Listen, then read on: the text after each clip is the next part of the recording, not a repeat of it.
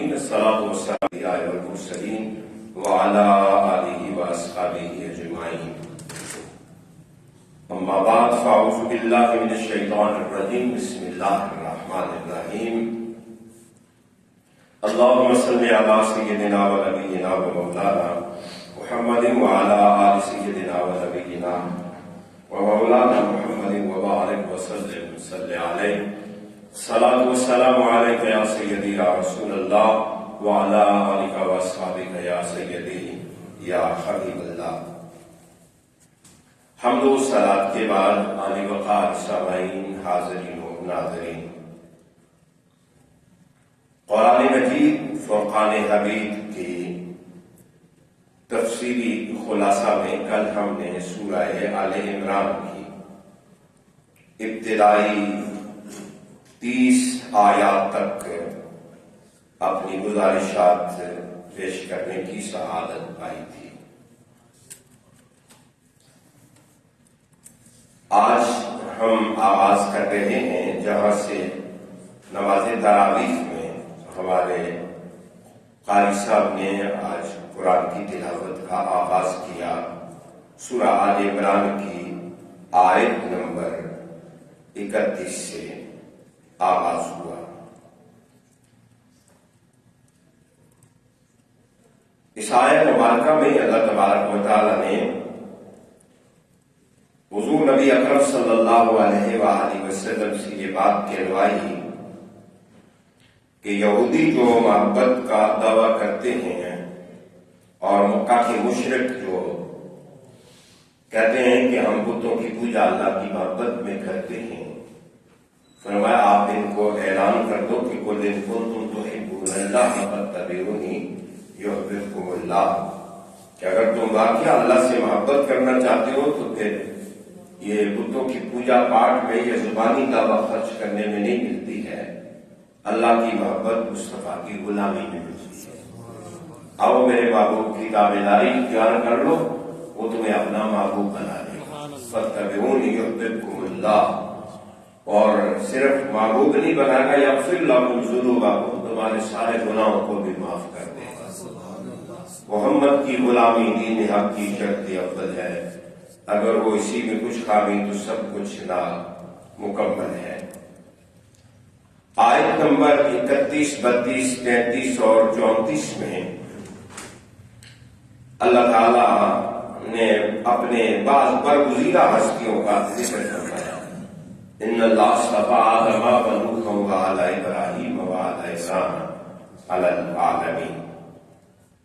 حضرت عیسیٰ علیہ السلام سے متعلق آیت نمبر 33 سے 63 تک احکام بیان کیے جا رہے ہیں، عقیدہ تثلیث کی تردید کی جا رہی ہے۔ حضرت مریم اور حضرت زکریا علیہ السلام کے سچے واقعات بیان کیے گئے ہیں۔ حضرت عیسیٰ علیہ السلام کی نانی یعنی حضرت مریم کی والدہ نے نظر مانی تھی کہ اگر اللہ نے ان کو بچہ دیا تو وہ بیت اللہ کے لیے، بیت المقدس کے لیے وقف کر دیں گے۔ اللہ نے آپ کو اولاد تو عطا فرمائی لیکن بیٹی دی۔ حضرت مریم کی ولادت ہوئی اور انہیں حضرت زکریا کی کفالت میں دے دیا گیا۔ حضرت زکریا علیہ السلام نے انہیں بیت المقدس میں ایک محراب کے اندر ایک مخصوص جگہ میں ان کو ٹھہرایا جہاں وہ اللہ کی عبادت کیا کرتی تھی۔ حضرت زکریا علیہ السلام جب ان کے پاس آتے تو بے موسم پھل پاتے، تعجب کر کے پوچھا کہ ان لک ھذا، اے مریم یہ پھل کہاں سے تیرے پاس آ جاتے ہیں؟ نہ موسم ہے نہ کوئی لانے والا ہے۔ کہا یہ میرے رب کی طرف سے۔ ہنالک دعا زکریا ربہ، حضرت زکریا علیہ السلام نے کہا جو رب بے موسم پھل مریم کو دے سکتا ہے وہ بے موسم کی اولاد بھی مجھے عطا فرما سکتا ہے۔ وہیں پر کھڑے اللہ کی بارگاہ میں التجا کر دی کہ میرے رب مجھے اپنی بارگاہ سے اولاد عطا فرما۔ اللہ تعالیٰ نے آپ کو یحییٰ جیسے بچے کی خوشخبری عطا فرمائی، بیٹے کی نعمت سے آپ کو مالا مال کیا۔ حضرت عیسیٰ علیہ السلام کے معجزات بیان کر کے خود ان کی زبان سے یہ الفاظ نقل کیے گئے۔ حضرت عیسیٰ علیہ السلام نے خود اپنے معجزات ذکر کیے کہ اللہ تعالیٰ نے مجھے یہ عطا فرمایا ہے کمال کہ میں اللہ کا بندہ ہوں، اس کا رسول ہوں، میں اس کا نبی ہوں، میں مردوں کو زندہ کرتا ہوں، وَأَحْيِي الْمَوْتَى وَأُبْرِئُ الْأَكْمَحَ، اور میں معجزات اندھوں کو شفا بخشتا ہوں۔ یہ ساری باتیں ذکر کرنے کے بعد آخر میں حضرت عیسیٰ علیہ السلام خود کہتے ہیں ان اللہ ربی وربکم فاعبدوہ ھذا صراط مستقیم۔ اتنا کچھ کرنے کے باوجود مجھے خدا نہ سمجھنا، میں خدا نہیں ہوں، میرا تمہارا رب وہی اللہ ہے اور اسی کی تم بھی عبادت کرو، میں بھی اسی کی عبادت کرتا ہوں، یہی صراط مستقیم ہے، اسی کا راستہ یہی ہے۔ اور پھر عقیدہ تثلیث کی تردید کے لیے اللہ تبارک و تعالیٰ نے حضرت آدم علیہ السلام کی مثال بیان کی کہ جب نجران کے عیسائی حضور علیہ السلام کی بارگاہ میں حاضر ہوئے تو کہنے لگے کہ آپ ہمارے صاحب کو، نبی کو، ہمارے آقا کو گالی دیتے ہو۔ حضور نے فرمایا میں کون سی گالی دیتا ہوں؟ کہنے لگے کہ آپ انہیں عبداللہ کہتے ہو۔ حضور علیہ السلام نے فرمایا تو اللہ کے عبد اور اس کے رسول ہی تو ہیں۔ کہا یہ کیسے ہو سکتا ہے کہ کوئی بغیر باپ کے بھی کبھی کوئی پیدا ہوا ہے؟ تو اس لیے ہم اس کو عبداللہ نہیں مانتے کہ وہ بغیر باپ کے پیدا ہوئے ہیں۔ حضرت محمد مصطفیٰ صلی اللہ علیہ وسلم نے فرمایا کہ اگر عیسیٰ بغیر باپ کے پیدا ہوئے ہیں تو تم ان کو خدا کہہ رہے ہو، پھر آدم کے متعلق تم کیا کہو گے جو تو بغیر باپ اور بغیر ماں کے پیدا ہوئے؟ مثل کا مثل آدم، ان کی مثال تو آدم کی طرح ہے۔ اگر آدم خدا نہیں ہے تو عیسیٰ بھی خدا نہیں ہے۔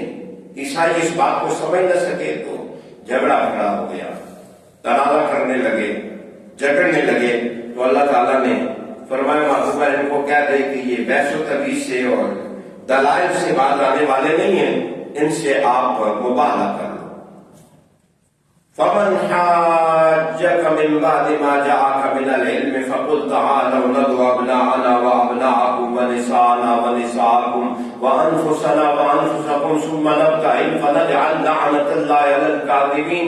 محبوبہ ان کو کہہ دو تم اپنے بیٹوں کو لے آؤ، ہم بھی لے کر آتے ہیں، تم اپنی عورتوں کو لاؤ، ہم بھی لاتے ہیں، تم خود آؤ ہم بھی آتے ہیں، پھر مبالغہ کرتے ہیں، جھوٹے پر اللہ کی لعنت کرتے ہیں۔ میرے مصطفیٰ کریم علیہ السلام نے اپنے ساتھ اپنے بیٹوں میں حسن حسین کو لیا، اپنی عورتوں میں سیدہ زہرا پاک سلام اللہ علیہا کو لیا، اور خود میں اپنے ساتھ مولا علی کو لیا، انفسنا میں اپنے ساتھ علی کو لیا میدان مباہلہ کی طرف۔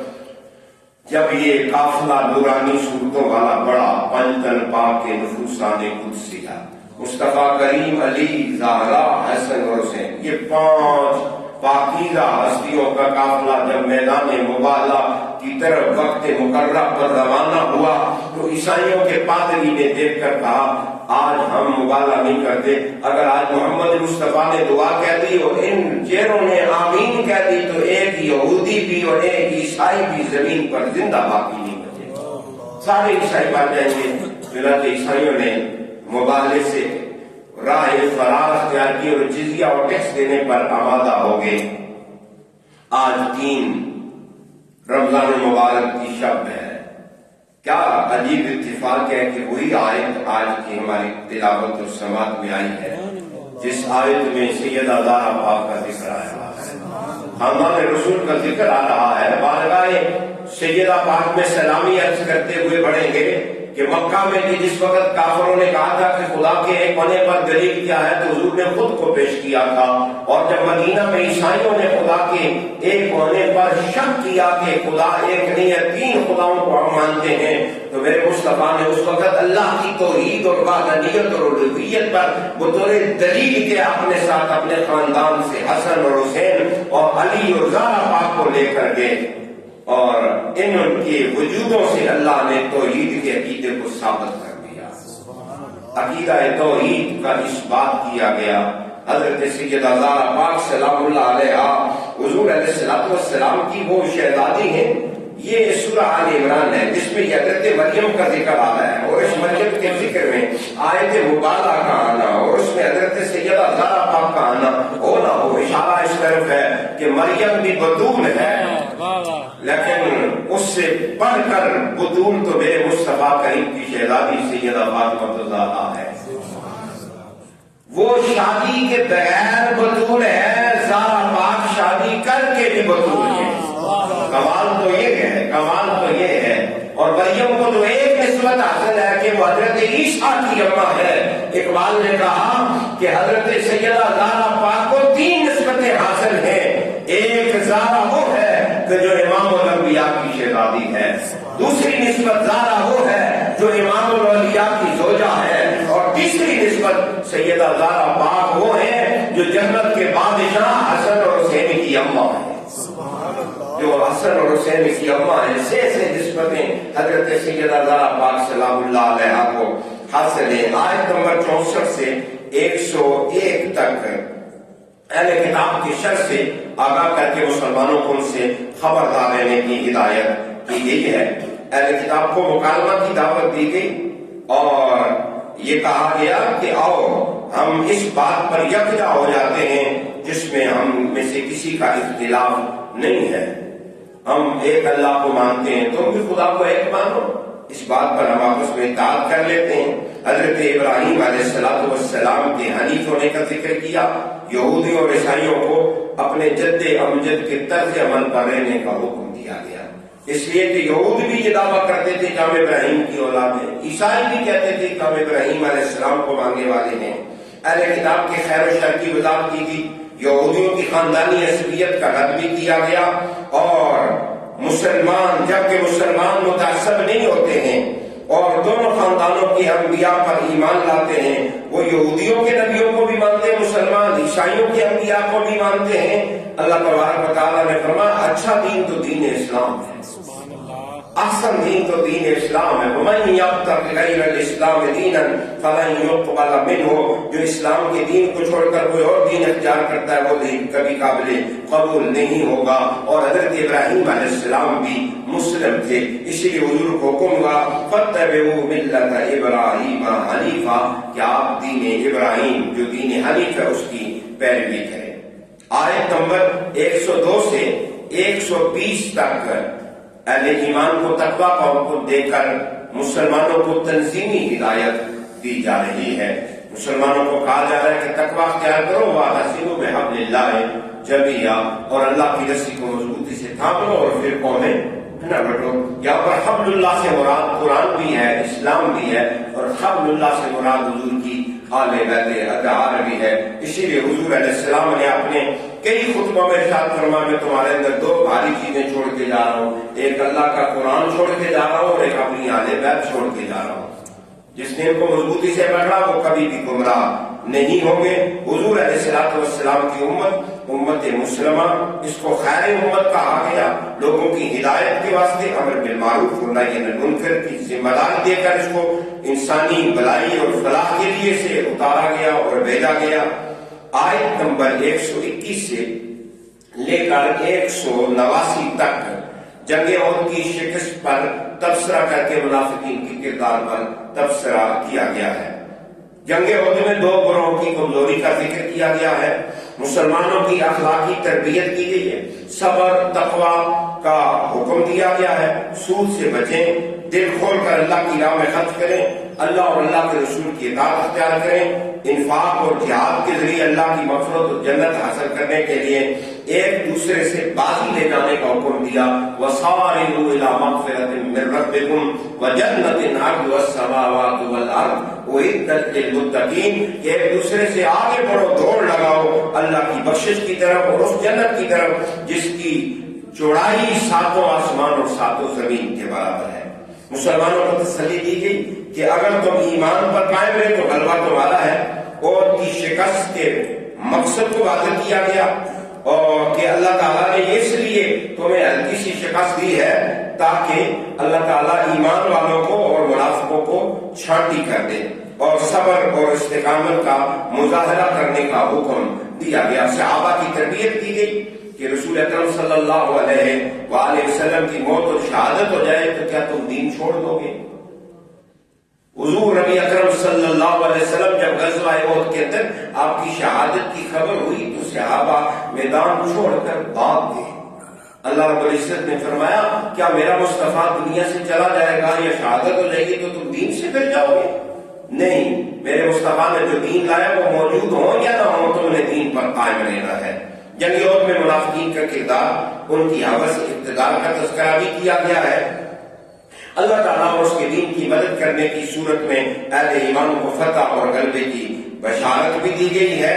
اللہ تعالیٰ نے رسول اکرم صلی اللہ علیہ وآلہ وسلم کو مبعوث کر کے دنیا میں اہل ایمان پر احسان کا ذکر بھی کیا گیا۔ لقد من اللہ علی المؤمنین اذ بعث فیہم رسولا من انفسہم، حضور کے مناصب نبوت اور منہاج نبوت کا ذکر بھی یہاں پر اللہ رب العزت نے فرمایا ہے۔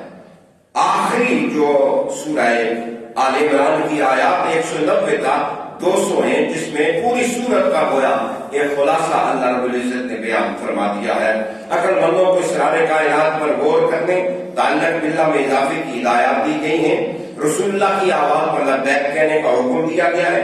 ہجرت، انفاق، جہاد اور اذیتوں پر ثابت قدمی کا مظاہرہ کرنے والوں کے لیے جنت کی بشارت دی گئی ہے۔ مسلمانوں پر واضح کر دیا گیا کہ کافروں کا مختلف ممالک میں یوں دناتے پھرنا اور کھل مخلا آنا جانا اور مال و دولت کی چہل پہل ہونا، یہ آپ کو کہیں دھوکے میں مبتلا نہ کر دے، یہ ان کا امتحان ہے۔ اہل کتاب میں سے ایمان لا کر مسلمان ہونے والوں کی صفات بھی بیان کی گئی ہیں۔ آخری آیت میں بطور خلاصہ یہ ہدایت دی گئی ہے کہ جن کے ذریعے مسلمان کافروں پر فتح اور غلبہ حاصل کر سکتے ہیں کہ یا ایھا الذین آمنوا اصبروا وصابروا ورابطوا واتقوا اللہ۔ ثابت قدمی یعنی صبر، مصابرت یعنی ایک دوسرے کو بھی ثابت قدمی کا حکم دینا، مرابطہ یعنی کمر بستی سے ڈٹ جانا، اور تقویٰ یعنی خوف خدا اور حدود الہیہ کی پاسداری کرنا۔ آل عمران کی یہ آخری آیہ کریمہ دراصل سورہ بقرہ کی اس آخری دعا کا جواب ہے۔ سورہ بقرہ کے آخر میں کہا گیا تھا فانصرنا علی القوم الکافرین، اے اللہ ہمیں کافروں پر مدد عطا فرما۔ تو اللہ نے کہا تمہاری مدد اسی صورت میں ہوگی جب تم یہ چار باتیں اختیار کر لو گے، صبر، مصابرہ، مرابطہ اور تقویٰ۔ یہ چار باتیں تمہارے اندر آ جائیں گی تو اللہ تعالیٰ تمہیں کافروں پر اپنی مدد و نصرت عطا فرما دے گا۔ آج ہم اپنی گفتگو کا اختتام صرف سورہ آل عمران کے ہی پر کریں گے، جبکہ ہم نے آج نماز میں سورہ نساء کی بھی ابتدائی کچھ آیات سماعت کرنے کی سعادت پائی ہے، لیکن کل انشاءاللہ ہم پوری سورہ نساء کا خلاصہ آج کریں گے۔ لیکن یہ آخری بات جو قابل توجہ ہے، یہ سورہ آل عمران کے اندر چار عام مضامین بیان کیے گئے۔ یوں سمجھو کہ آپ یہ چار باتیں سمجھ گئے تو پوری سورہ آل عمران آپ سمجھ جاؤ گے۔ یہ خلاصہ ہے پوری سورہ آل عمران کا۔ چار مضامین اس میں جو اہم مضامین ہیں سورہ آل عمران میں اللہ رب العزت نے بیان فرمائے ہیں۔ پہلا مضمون جو بیان ہوا ہے، اہل کتاب کو اسلام کی دعوت دی جائے، ان سے مکالمہ، مباحثہ، مجادلہ اور مباحثہ کیا جائے۔ یہ مسلمانوں پر لازم ہے، ہر زمانے میں ہر دور میں مسلمان پر تبلیغ واجب ہے، فرض ہے۔ حضور نے بھی فرمایا بلغوا عنی ولو آیا، میری طرف سے پہنچا دو اگر یہ ایک آیت بھی ہو۔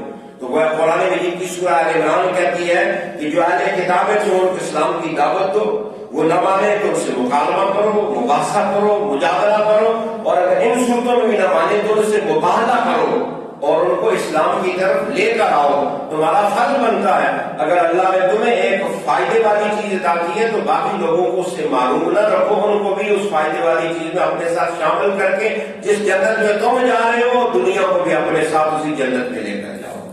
اسلام کتنا خوبصورت دین ہے، وہ صرف اپنے نفع کی بات نہیں کرتا، پوری انسانیت کے نفع کی بات کرتا ہے، پوری انسانیت کے نفع۔ دوسرا جو مضمون بیان ہوا سورہ آل عمران میں، اہل کتاب میں موجود خیر کو دریافت کیا جائے اور اسے اسلام کے حق میں استعمال کیا جائے۔ جو اہل کتاب ہے ان میں کوئی خیر کی بات ہے، جو بلائی کی بات ہے، جو نیکی کی بات ہے، مطالعہ کیا جائے ان کی کتابوں کا، الہامی کتابوں کا اور تورات کا، زبور کا، انجیل کا اور ان کی جملہ صحیفوں کا مطالعہ کیا جائے، ان میں جو خیر کی باتیں جن سے اسلام کو تقویت ملتی ہے ان دلائل کو اسلام کی تقویت کے لیے استعمال کیا جائے۔ تیسری بات جو مضمون ہے وہ آل عمران میں یہ بیان کیا گیا ہے کہ اہل کتاب میں موجود شر سے آگاہی حاصل کر کے اس سے بچنے کی بھرپور کوشش کی جائے۔ اہل کتاب کے اندر جو بری باتیں ہیں، جو شر کی باتیں ہیں، جو نقصان والی باتیں ہیں، ان کو بھی جانا جائے اور جان کر ان سے اپنے آپ کو بھی مسلمانوں کو بچایا جائے۔ اور چوتھا عام مضمون جو اس سورہ مبارکہ میں بیان ہوا ہے وہ امت مسلمہ کی صفوں کے اندر کامل اتحاد، اتفاق پیدا کرنے کا حکم دیا گیا ہے اور تقویٰ کی بنیاد پر امت کی تنظیم کی جائے اور جنگ عہد کی شکست کے اسباب کا جائزہ لے کر مستقبل میں داخلی کمزوریوں بالخصوص نفاق پر قابو پایا جائے کہ مسلمانوں کی صفوں میں نفاق نہ ہو، منافقت نہ ہو، اس کو نکالا جائے اور تقویٰ کی بنیاد پر امت کی تنظیم سازی کی جائے، امت کو یکجا کیا جائے اور امت کے اندر اتفاق اور مسلمانوں کی صفوں میں اتحاد کام کیا جائے۔ سورہ آل عمران میں ان 4 عام امور کی طرح رہنمائی کرتی ہے۔ اللہ جل وجہ ہمیں عمل کی توفیق عطا فرمائے، آمین یا رب العالمین۔ وما علینا الا البلاغ المبین۔ الحمدللہ رب العالمین، والصلاۃ والسلام علی سید الانبیاء والمرسلین وعلی آلہ واصحابہ اجمعین۔ یا الہ العالمین، یا اکرم الاکرمین، یا اجود الاجمعین، یا حنان یا منان، یا حی یا قیوم، یا ذا الجلال والاکرام۔ آج کی ہماری یہ نماز تراویح قرآن مجید کا سماعت کرنا یا اللہ اپنی بارگاہ جناب میں قبول فرما، ہمارے کبیرہ صغیرہ گناہ معاف فرما۔ یا اللہ تیری بارگاہ میں التجا جتنے لوگ شریک درس ہیں سوشل میڈیا کے ذریعے یہ جہاں پر موجود سب کے یا اللہ خالد عمل اپنے کرم سے مالا مال فرما، کتاب ہدایت کے ساتھ ہمارا تعلق مضبوط فرما، ہمیں قرآن فہمی کا ذوق نصیب فرما۔ وصلی اللہ تعالی علی